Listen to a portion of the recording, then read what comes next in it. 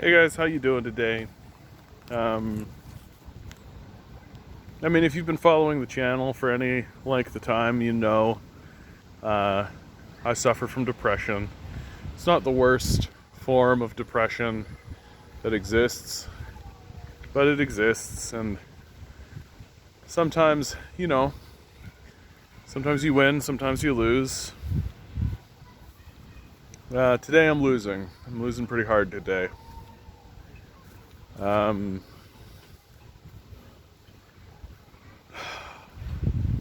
we're in a sorry state. As a people, as a nation, as a culture.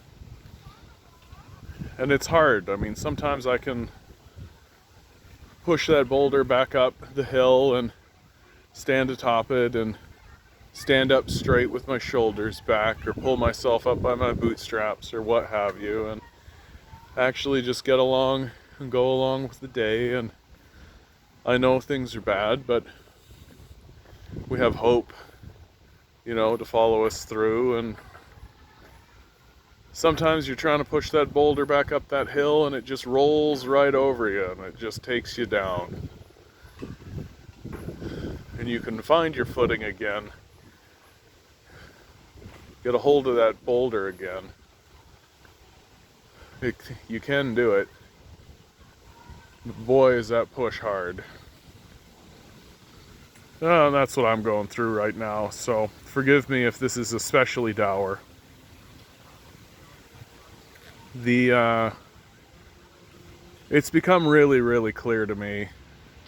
I think the number one mistake that the Trudeau administration made from the capitalist perspective with the CERB is that it empowered workers. That was the problem with the CERB, is that it allowed workers to take matters into their own hands. When the CERB was introduced, it was very blanket. It was done in a very clear basic income style way, which was if you needed support, it took all takers. You could apply for the CERB and anyone would go and anyone could get that support that they needed.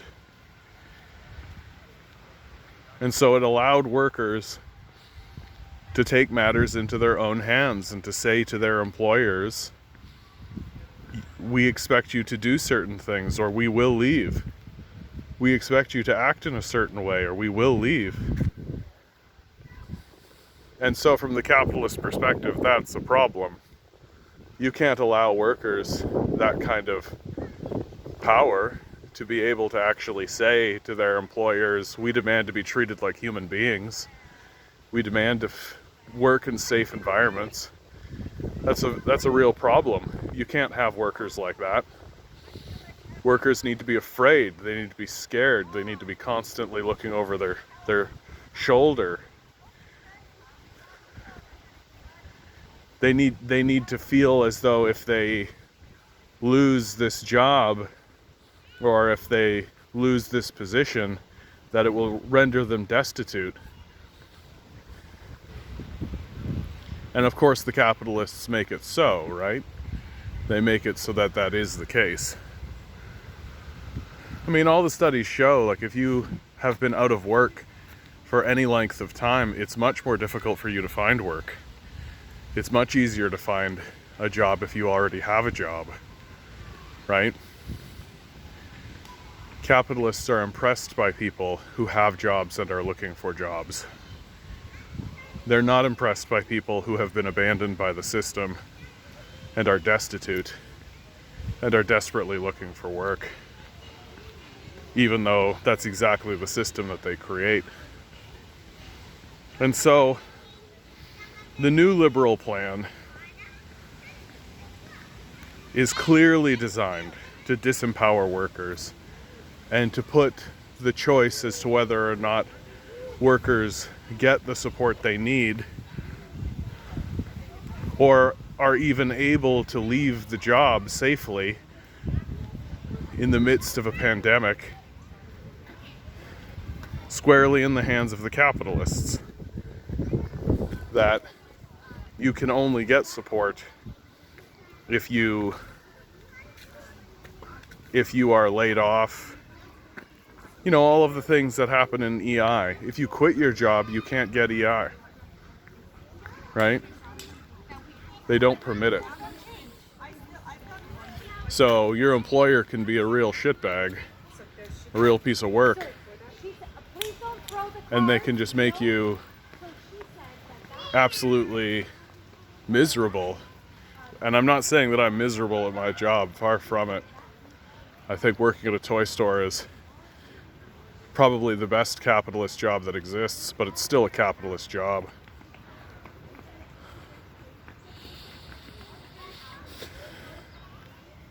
And so the liberals have put all the cards into the hands of the capitalist class, right? There's nothing the worker can do to actually find the supports that they need.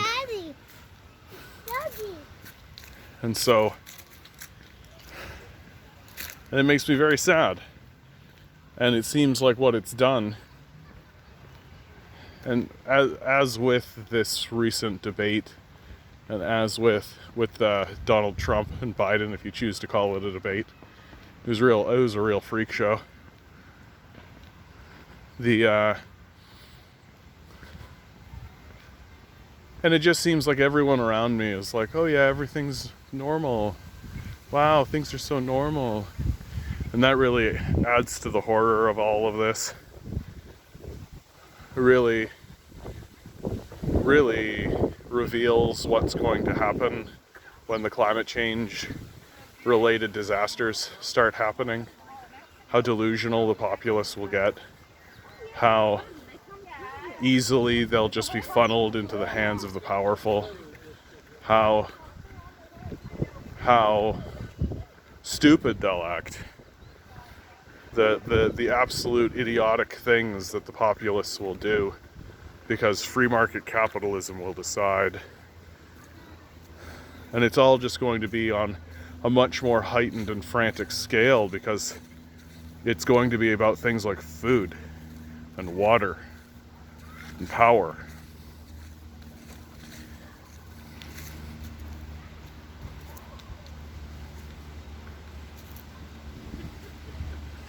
And these days, like, I was looking at just some memes, just some things maybe to try to lighten my mood. And you know, the thing that really bucked me up was this Mickey Mouse meme, and it was Mickey Mouse and Donald talking to one another. And they're little adorable critters, right? Looking sweet and adorable. And the fundamental message of the meme was, don't worry, friend. Soon you'll be dead. And you won't have anything to fear, or have any stress, or have any burdens left. And that really lightened my heart, you know, to know that no matter how bad things get, that's right, I'll be dead soon. So there's something to look forward to. And it makes me understand a little bit better, like, growing up as an evangelical Christian, so much of evangelical Christianity is wrapped up in the narrative that when we die, we go see Christ, and that will be great. And I really think that this is the feeling that they're capturing, that this place is difficult to live in. It's not easy, especially now. Especially while our leadership actively abandons us to sociopaths and actively works to cause us harm and actively works to enslave and diminish our ability to actually feed ourselves. And once the food shortages begin, that abandonment will continue. And the people who are working within the capitalist system, i.e. the sociopaths, they'll just sneer and just start laughing and mocking, right? As they do to starving people. Just take a look at someone like Kevin O'Leary. I talked to someone today on the internet, who might as well have been Kevin O'Leary, right? Laughing and jeering at people who are starving and people who are trying to do their best. Like the kind of people who will say something like,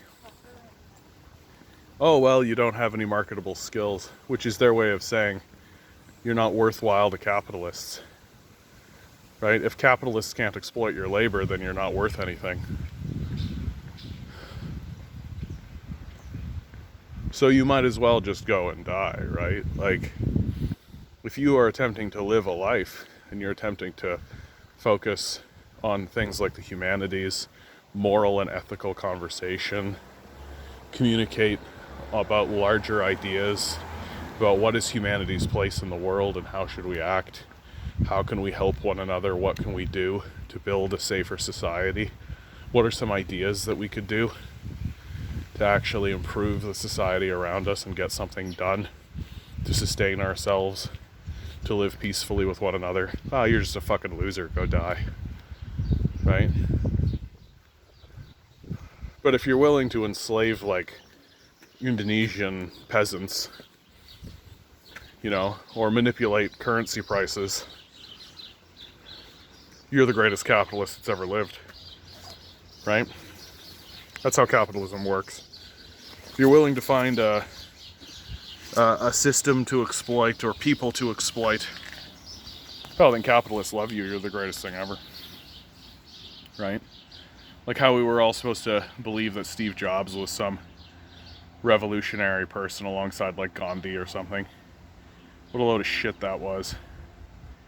And the people who believe that are just gullible idiots.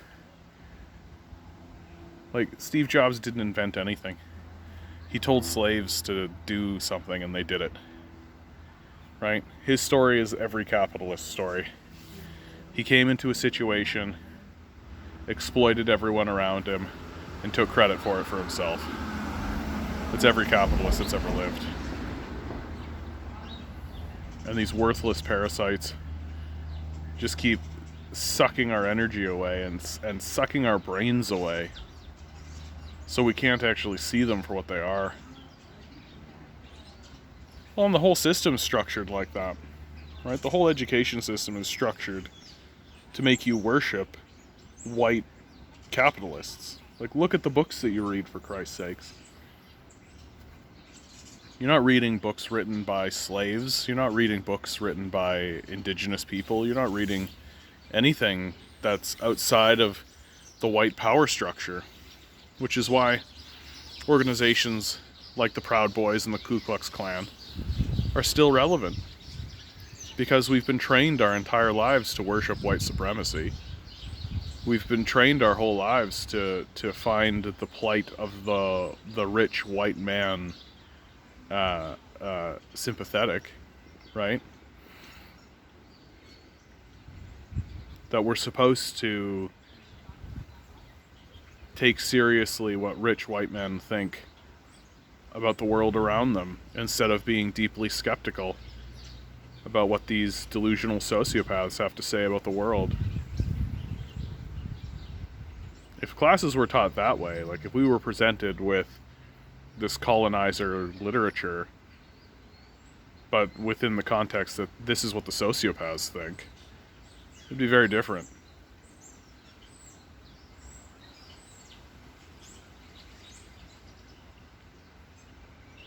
Because the whole school structure was just built to turn people from farmers into factory workers, right? Capitalism begins by forcing workers, forcing farmers, forcing serfs off of the land that they had grown up on into factories. That's how capitalism begins. You can just read William Blake, he'll walk you through it. Read some Charles Dickens, he'll walk you through it.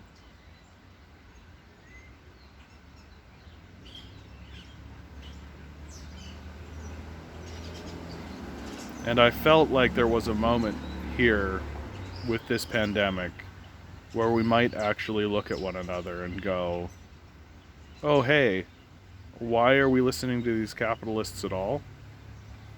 Why are we tolerating their presence in our conversations at all? Why are they even a consideration at all?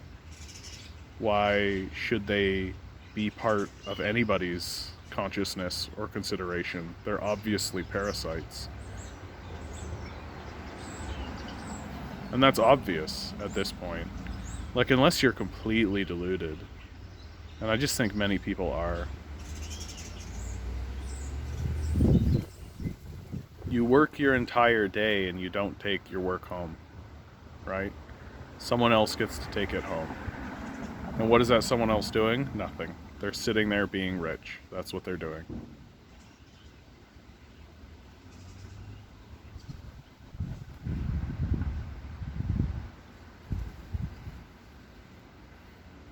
And I've got hopeful people around me who keep saying things like, well, this system will collapse in 10 to 15 years.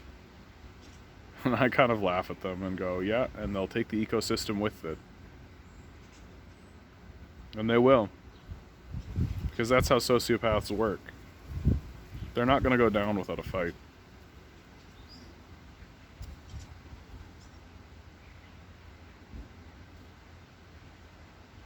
And they will absolutely poison the water before they go. They will absolutely do that. Just take a look at a guy like Donald Trump, right? Donald Trump is not an aberration, right? Donald Trump is the norm. He's normal.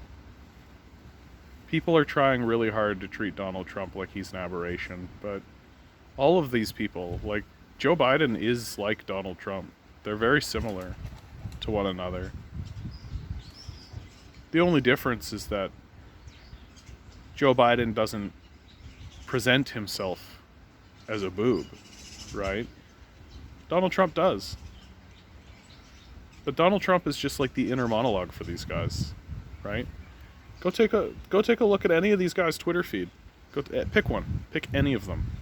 Go take a look at their Twitter feed and tell me what's the difference. What's the difference between Donald Trump and them? Right?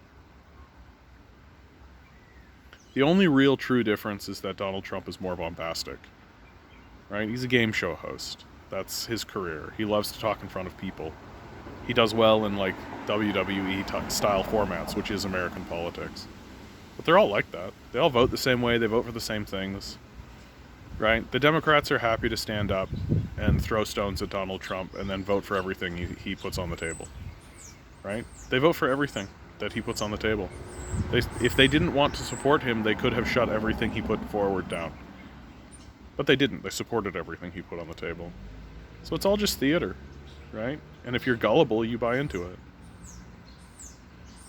And a very similar thing is happening here in Canada, right? The Liberals and the Conservatives have worked hard to create an image of antagonism between the two of them. And that exists in the public eye, but they work for the same people, towards the same objectives, right? Just take a look at what happens with like Doug Ford and Kathleen Wynne now. Now Kathleen Wynne's out of office, right? Well, now they're best buds, right? Doug Ford has nothing but great things to say about her, and he loves Chrystia Freeland, right? They're best buds. So all the antagonism and all that kind of stuff is just bluster for gullible idiots who don't pay attention, which is like 90% of the populace, it looks like. Well, this is the end of me. I hope you guys are doing well out there. I really do. If you made it to the end of this and I didn't depress the shit out of you, or maybe if I did depress the shit out of you, I don't care. Like, share, subscribe. Send this around. We gotta be talking honestly and openly about what's happening to us and what our experiences are. We have to find some form, some way to push back. And this is the only way I can find. Okay, guys. Good luck to you out there. I love you all.